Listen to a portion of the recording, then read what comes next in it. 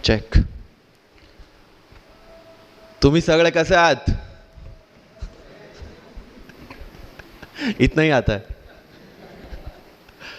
So first of all, cultural capital of Maharashtra और Oxford of the east जिसको कहा जाता है, ऐसे पुणे के सभी लोगों को गुजरात का वंदन. लास्ट प्लेयर, लंबी पारी खेलनी थी लेकिन टाइम हमारे पास बहुत कम है. जितना एसेंशियल है, जितना बहुत इंपॉर्टेंट है, उतनी ही चीज़ें मुझे बतानी है.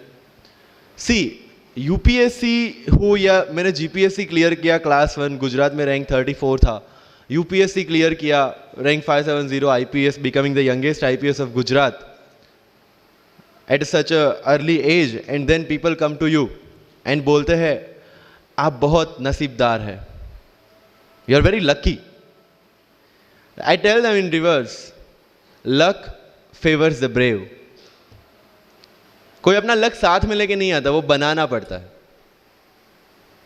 अगर आपके पास रिस्क लेने का एटीट्यूड है, सी, मैं गुजराती हूं and we know the business, and business का एक ही फंडा है, higher the risk, higher the profit. So अगर 8:30 को आपका एक्सीडेंट होता है और 9 o'clock आप मेंस की एग्जाम देने जा सकते हैं, इंटरव्यू से पहले 1 महीने तक आप हॉस्पिटलाइज्ड है और उससे 1 वीक पहले आप दिल्ली जाके उसकी प्रिपरेशन कर सकते हैं, तो luck has to come with you. उसको आना पड़ेगा और आपको आईपीएस बनाना पड़ेगा. लोग बोलते हैं कि एक्सीडेंट के बाद आप जाके आए एंड ऑल, तो द सिंपल था कि मैं एग्ज़ाम के लिए निकला, मेंस मेरा था, सुबह GS3 का पेपर था. 8:30 को मेरा स्कूटी स्लिप हो गया, मेरा लिगामेंट इंजरी हो गया, लेफ्ट हैंड में इंजरी था, सीट से ब्लीडिंग हो रहा था. लेकिन मेरे पास 2 ऑप्शन थे. मैं खड़ा हुआ, मैंने देखा, okay, my right hand is safe, and I decided I will go to the exam hall and write the exam. मेरे पास 2 ही ऑप्शन थे. या तो मैं वहाँ से उठ के रोने लगूँ, यार मेरे साथ ही ऐसा क्यों हुआ, मेरा एक्सीडेंट हो गया, मेरा मेंस खराब हो गया, और हॉस्पिटल जाओ. या दूसरा ऑप्शन था कि मैं देखूँ कि मैं 3 घंटे और सर्वाइव कर सकता हूँ. हाँ, कर सकता हूँ. मैं मेंस के लिए एग्जाम हॉल में गया. ये जितने भी फोटोग्राफ्स लगे हैं, सर ने जैसे बताया कि जितने भी इंसान सक्सेसफुल हुए, अगर आप उसकी लाइफ स्टोरी देखेंगे तो कहीं ना कहीं एक मोमेंट आता है जहाँ पे वो इंसान की जो स्ट्रगल है वो पीक पे हो जाते हैं. वो इस मोमेंट पे आपको डिसाइड करना है कि आपको वहां से यू टर्न लेना है या आपको वहां से आगे निकलना है. इन सब लोगों ने डिसाइड किया कि उनको वहां से आगे निकलना है. एंड दैट इज द फंडा ऑफ लाइफ. सक्सेस उन्हीं को मिलता है जो इस स्ट्रगल वाले मोमेंट से आगे निकलने की सोचता है. जब भी आपको लगे कि आपके सिर पे बहुत मुसीबत है, जब भी आपको लगे कि आप हर तरह से गिर चुके हैं, जब भी आपको लगे कि आपके पास कोई ऑप्शन नहीं है, तब एक चीज आप अपने दिमाग में लाइएगा कि यही मोमेंट है जहां से आपकी तकदीर बदलने वाली है. क्योंकि डायमंड जो होता है वो जितना ज्यादा घिसता है उतनी ज्यादा उसकी वैल्यू होती है. सोना जो होता है वो जितना ज्यादा तपता है उतनी उसकी वैल्यू होती है. अगर आप जिंदगी में तप रहे हैं, अगर आप जिंदगी में घिस रहे हैं, अगर आपको लग रहा है कि आप हर तरह से मुसीबतों में गिरे हुए हैं, तभी आपकी जो वैल्यू है वो बढ़ने वाली है. और यही मेरा एटीट्यूड रहा है. लोग बोलते हैं कि तुम्हारी फाइनेंशियल कंडीशन ठीक नहीं थी, पापा इलेक्ट्रिशियन थे, मम्मी हाउसवाइफ थी, डायमंड के कारखाने में काम करती थी, उसके बाद उन्होंने मैरिज में रोटियां बनाने का काम किया और उस तरह से मैं पढ़ा. लेकिन जब मुझे पूछा जाता है कि ऐसी कौन सी चीज़ है आपकी लाइफ में जो आप बदलना चाहते हो, एंड आई सेड नथिंग. क्योंकि अगर वो चीज़ें नहीं होती मेरी लाइफ में तो शायद आज आपके सामने मैं नहीं होता. तो अगर लाइफ में प्रॉब्लम्स है, अगर लाइफ में स्ट्रगल है, जैसे सर ने बताया struggle is a part of life, and I strongly believe in that. क्योंकि अगर हम दिल्ली में थे, मेरे दोस्त के साथ में निकला बाहर घूमने, तो बोलता है यार ऐसी लाइफ चाहिए, कोई मगजमारी नहीं, आराम से बैठते हैं पूरे दिन एसी वाले कमरे में, बहुत सारे पैसे हैं और कोई टेंशन नहीं, ऐसी लाइफ चाहिए मुझे. मेरे पास ऑप्शन है. बोलता क्या? बोला देख सामने एटीएम का रूम दिख रहा है, एसी वाला कमरा है, बहुत सारे पैसे, कोई मगजमारी नहीं, जॉब ले ले. क्यों IAS IPS में दिमाग खराब कर रहा है। अगर स्ट्रगल नहीं चाहिए तो you have to compromise with that life. जब भारत वर्ष का सपना चंद्रगुप्त ने देखा, चाणक्य ने देखा, और उस भारतवर्ष को बनाने के लिए जब ये संघर्ष जारी था, और तब नंद के राजा धनानंद की डॉटर दुर्धरा से चंद्रगुप्त को प्यार हो जाता है, और जब चाणक्य उनको बोलते कि नहीं, तुम्हें उससे दूर रहना है, और तब चंद्रगुप्त बोलता है, आचार्य कभी कभी सोचता हूं कि जिंदगी में या ये भारत के सम्राट बनने के लिए इतना त्याग, इतना बलिदान ना देना होता तो। और तब चाणक्य रिप्लाई करते हैं, तो हर कोई भारत का सम्राट होता। This is the fundamental rule of life. अगर आईएएस बनने के लिए, आईपीएस बनने के लिए सैक्रिफाइस करना नहीं पड़ेगा, अगर उसके लिए आपको त्याग नहीं करना पड़ेगा, तो आज पूरे इंडिया में हर घर में आपको आईएएस आईपीएस मिल जाएंगे। So when you are entering into this game of UPSC और MPSC, make sure that you have to sacrifice anything which will take you to your goal. लेकिन प्रॉब्लम ये है कि हमें टेंशन होती है, यार दोस्त की एंगेजमेंट है, उसकी बर्थडे पार्टी है, उसकी शादी है, अटेंड नहीं करूँगा तो बोलेगा मैं तेरी शादी में नहीं आऊँगा, एंड ऑल। लेकिन बिलीव मी, जब आप आईएएस बन जाओगे, वो सामने से याद दिलाएगा, भाई इनविटेशन कार्ड नहीं भेजा तूने। समझ रहे हो? तो जो कुछ भी इसके लिए सेक्रीफाइस कर रहे हो, वो जब आप उस पोस्ट पे पहुंचोगे, सब कुछ वर्थ है, सब कुछ।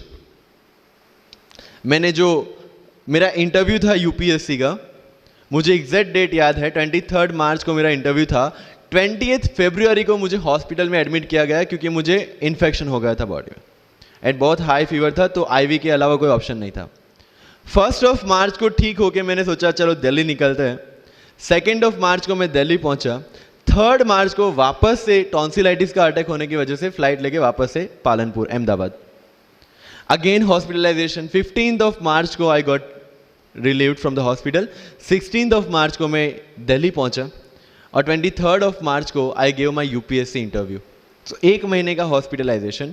उसके बाद जब दिमाग में ये था कि मेरे साथ जो लोग इंटरव्यू दे रहे हैं वो 1 महीने से प्रिपरेशन कर रहे हैं, एंड 1 महीने से मैं हॉस्पिटल में था, again I thought this is the moment to prove yourself. I went to the interview, और पूरे इंडिया में 2nd highest marks in interview.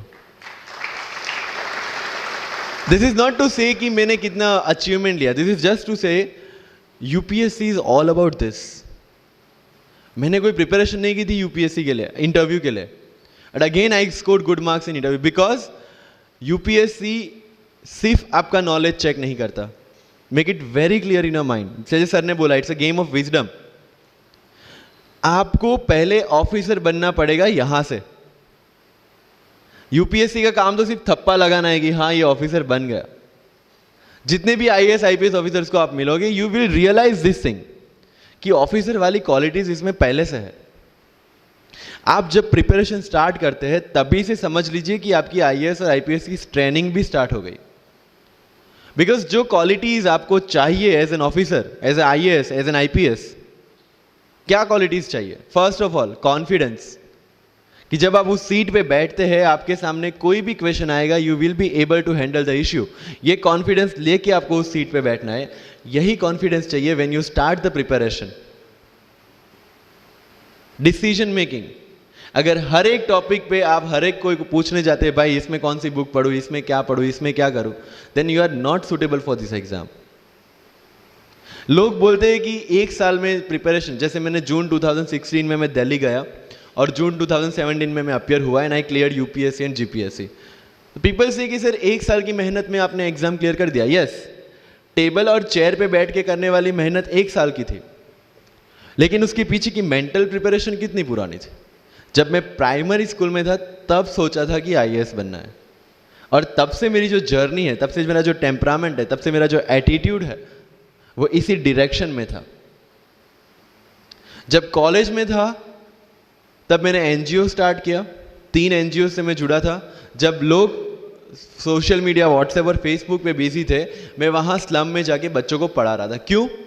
क्योंकि मुझे पता था कि फ्यूचर में यही काम करना है, क्यों ना अभी से उसकी ट्रेनिंग ले लो। So I have invested my each and every moment for this goal. Because जो पर्सनालिटी टेस्ट लास्ट में यूपीएससी लेता है, इंटरव्यू नहीं है वो, we consider it as interrogation. Interview को इंट्रोगेशन लेके चलते हैं, वहां पे पूछताछ होगी नहीं।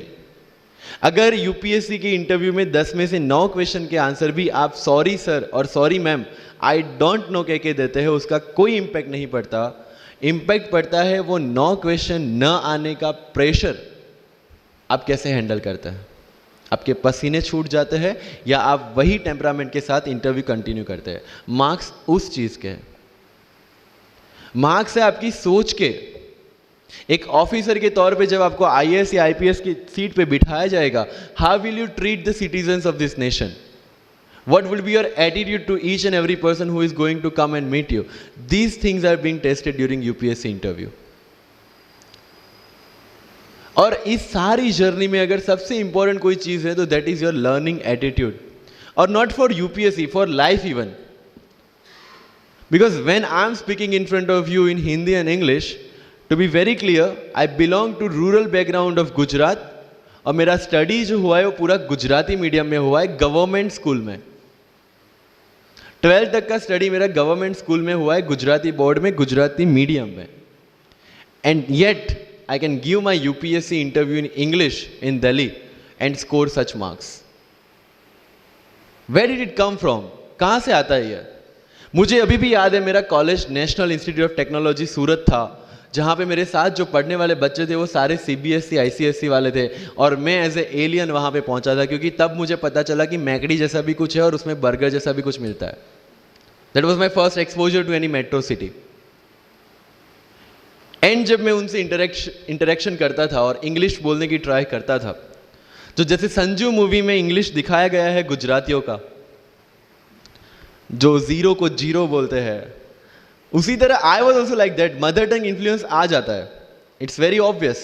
सो I use to speak notes and not notes, और डोर एंड नॉट डोर, और don't and not don't. So they use to make fun of me. Safin, it's not don't, it's don't. Okay, fine. I had 2 options.